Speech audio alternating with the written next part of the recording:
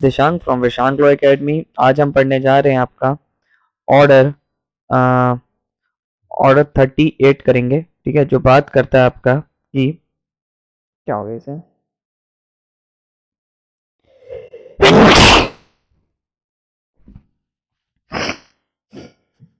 Order 38 की बात करेंगे आपका।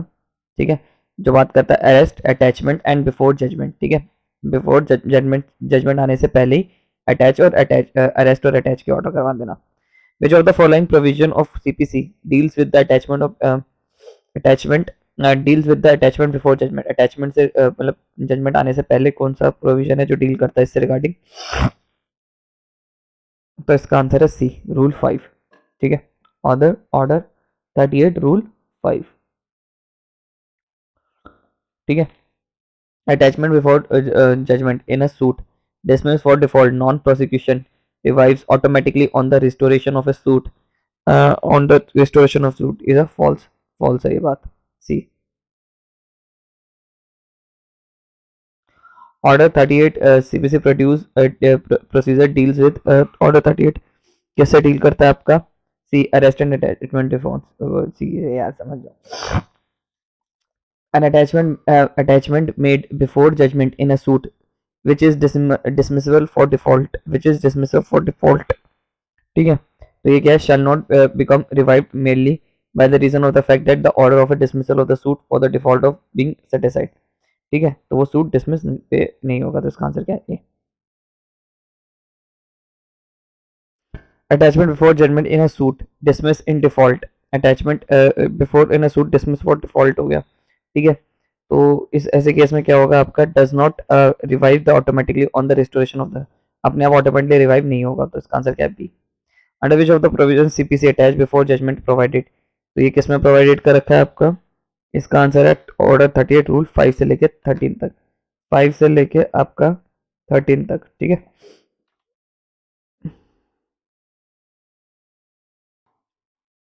in the Code of Civil Procedure Court can direct attachment before judgment in respect of any property proceeding pending before it according with the provision are contained in किसमें दिए गए? Contain आपका B में, यानी कि ऑर्डर 38 में। ठीक है, अब जो हमारा नेक्स्ट ऑर्डर है ये है 39, बहुत इंपॉर्टेंट है। ये बात करता है आपका temporary injunction and interlocutory order से रिलेटेड। ठीक है, तो एक बार पढ़ते क्या लिखा है कि पहला क्वेश्चन है what is the meaning what is the meaning of principle of quo in the context of law of injunction? तो इसका मतलब क्या है? इसका मतलब है some future probable injury to the right of interest of person. ठीक है, तो कुआ टिमिट का मतलब क्या है? Injury to the right of interest, right और इंटरेस्ट ऑफ अ पर्सन, तो इसका आंसर है A. Code of civil procedure when temporary injunction is not granted, अगर temporary injunction is not granted हुआ, नहीं हो रहा, तो क्या होगा? टू रेस्ट्रेन एनी इलेक्शन, इसमें नहीं होगा। To restrain any auction made by the government, to stay any disciplinary proceeding against employ of the government, D. ठीक है, तो ये सबके लिए इंपॉर्टेंट है, नोट डाउन कर लो। Morgan Stanley mutual funds Karthik Das case related to which of the following, तो ये केस किससे रिलेटेड था? ये आपका केस था इंटरिम इंजंक्शन, यानी कि आपका टेम्परेरी इंजंक्शन से related. In a civil suit coming up for admission, if the court does not have subject jurisdiction to grant relief in a suit, the court, तो court ऐसे में क्या करेगी? Can not grant interim relief, court can not grant interim relief grant नहीं करेगी, तो इसका answer क्या है? A granted an injunction restraining B, A ने ग्रांट करा इंजंक्शन रेस्ट्रेनिंग बी, बी को रोका from use of trademark use करने से। A allege that B has wilfully disobey the injunction order, will B had wilfully और disobey, will B जो है वो विलफुली डिसओबे कर रहा है इंजंक्शन का। Plea that he had no knowledge of the injunction order, B ये plea लेता है कि भैया मुझे नहीं पता था कि मुझे ट्रेडमार्क करने से रोका गया। ठीक है, evidence were not conclusive, evidence जो थे वो कंक्लूसिव नहीं थे। कोर्ट शेल ऑर्डर, अब कोर्ट यहाँ पर क्या ऑर्डर दे सकती है? तो यहाँ पर कोर्ट आपका ये वाला भी ऑर्डर नहीं दे सकती, ये वाला भी नहीं दे सकती, अटैच भी नहीं कर सकती, सिविल प्रेजेंट में भी नहीं भेज सकती, नन ऑफ दी अब, यानी कि नन ऑफ दिस, डी है इसका आंसर। ठीक है, द ऑर्डर ऑफ इंजंक्शन में बी डिस्चार्ज और varied set aside by the court at the instance of, किसके पे करवाएगी? Both the plaintiff and defendant, तो कोर्ट कभी भी कर सकती है बीच में। टेम्परेरी इंजंक्शन में भी ग्रांटेड। टेम्परेरी इंजंक्शन किस ग्राउंड पे मिलेगा? To restrain disposition from the property, किसे डिस्पोजेस ना करा जाए, तो बी है इसका answer. Where an interim injunction has been granted, order 39 of civil procedure without notice to opposite party, the court shall make an endeavor to final dispose of the application within a 30 days from the date of date of कब से date से माना जाएगा आपका? इसका answer है आपका injunction was granted, ठीक है, within 30 days from the date जब से ग्रांटेड हुआ, तो बी एस का आंसर, ठीक है। तो फाइनल डिस्पोज ऑफ एप्लीकेशन कितने टाइम में कर देंगे आपका? इसका आंसर है आपका इंजंक्शन वॉज ग्रांटेड, ठीक है, तो बी है इसका answer. Which of the following statement is incorrect? इनमें से कौन से स्टेटमेंट जो इनकरेक्ट है? तो इसका है टेम्परेरी इंजंक्शन में B granted only at the time of institution of suit. Temporary injunction में भी ग्रांटेड होगा only at the time of injunction of suit, तो इसका आंसर क्या है? ए।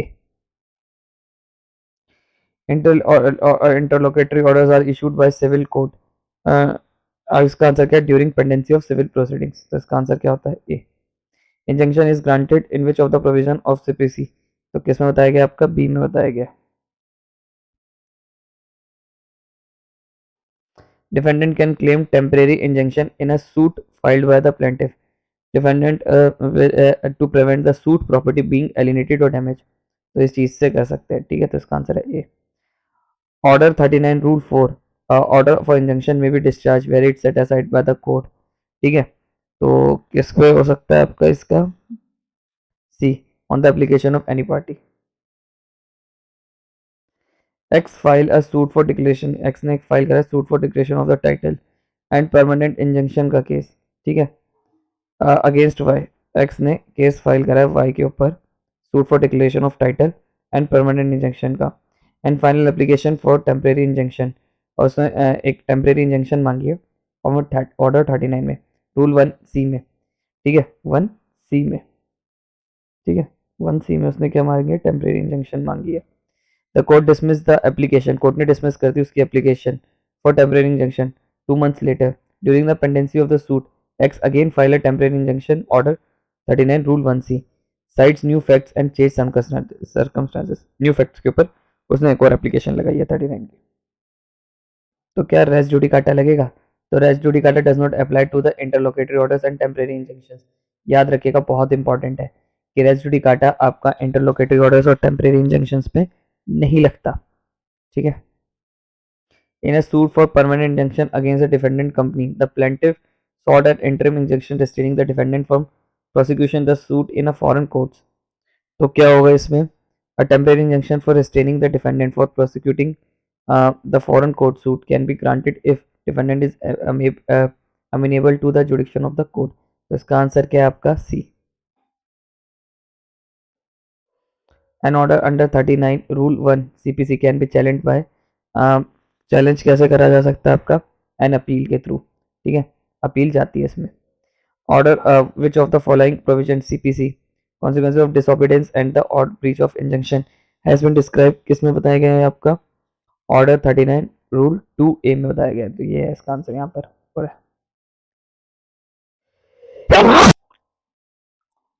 ठीक है, ये रहा इसका answer. Order 39 rule 2 CPC deals with deals किससे करता है आपका?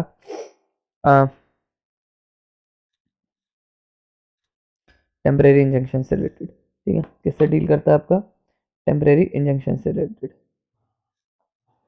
The civil court can grant injunction without issuing notice to the defendant, कर सकती है क्या? तो इसका आंसर है आपका only if the objection of granting injunction would be defeated by delay after would be defeated by delay and after recording reason favour of, इसका answer क्या है? B. Upon a grant of ex parte injunction, ex parte exclusive, E x का मतलब exclusive party injunction, the plaintiff has to comply with the provision of order 39 rule 3 CPC by filing an affidavit, affidavit file करना पड़ेगा कब तक आपका? on the date of which of injunction is granted or on the day of immediately following of that day, इसका answer क्या है? सी।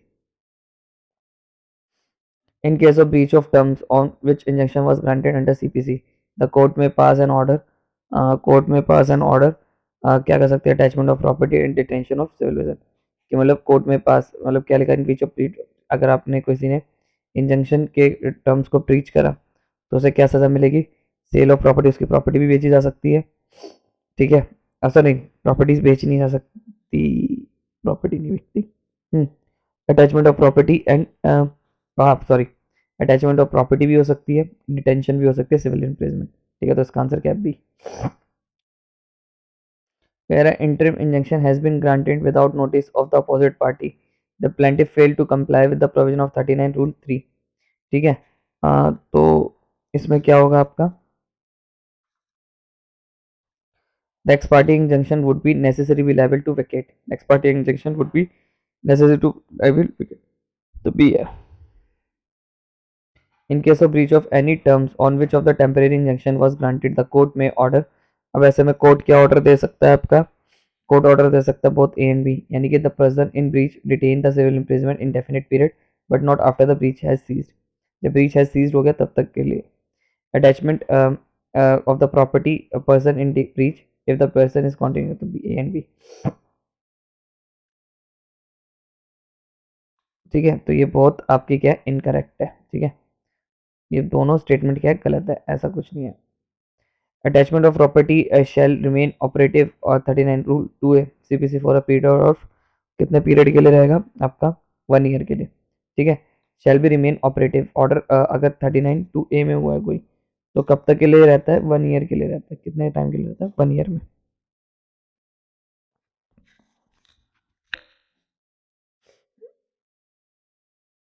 Period of detention in a civil imprisonment as a consequences of disobedience of breach of any injunction shall not exceed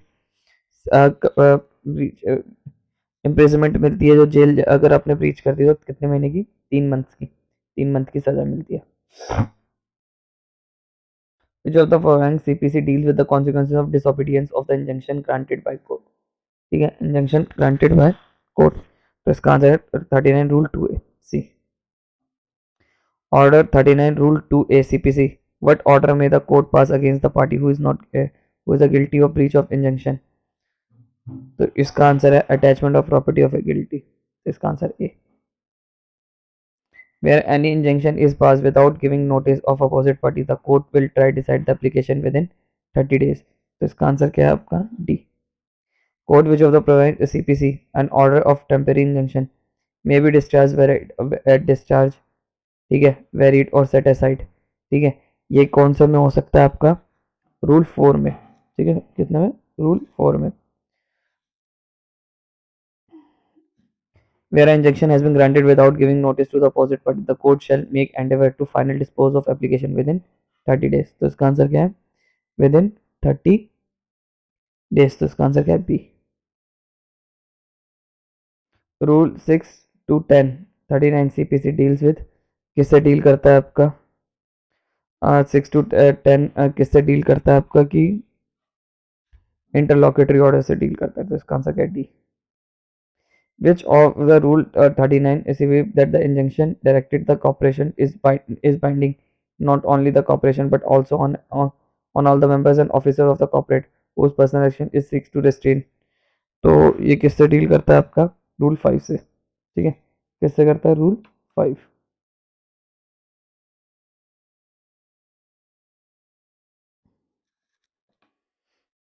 corporation operation की rule under 39 provide that the injunction directed the corporation is binding not only to corporation but also on all the members of the officers, यानी corporation पे लग गया है, किस पे लग गया, तो वो रूल 5 में होता है, ठीक है।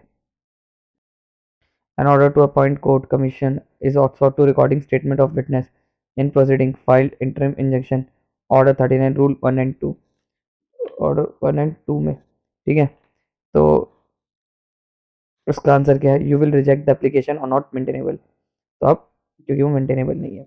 Whether an order of temporary prohibitory injunction granted under civil order 31 rule 1 civil the would automatically revive, क्या ऑटोमेटिकली रिवाइव हो जाएगा, with the restitution of the suit which has dismiss for default, तो क्या होगा उसमें, नो, तो उसका answer है no.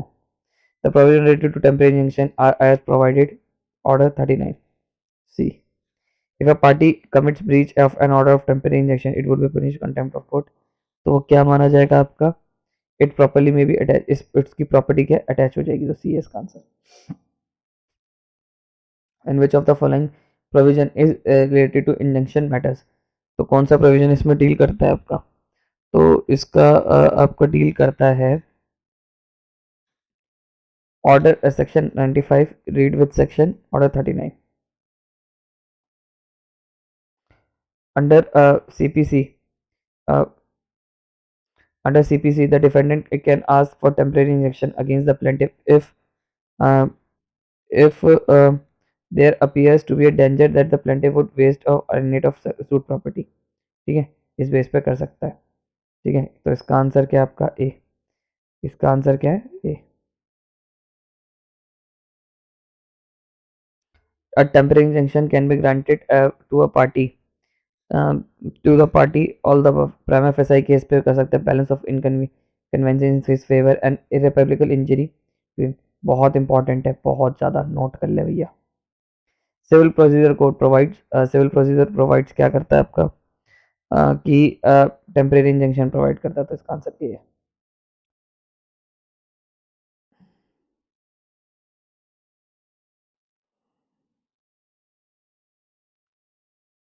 The court shall not granted temporary injunction where, कहा नहीं कर सकती आपका where the plaintiff can not compensate by money. ठीक है, तो B. Which of the following statement से इनकरेक्ट, इनमें से कौन सी स्टेटमेंट इनकरेक्ट है। टेम्परेरी इंजंक्शन में B granted only at the time of institution of suit, तो इसका आंसर क्या है।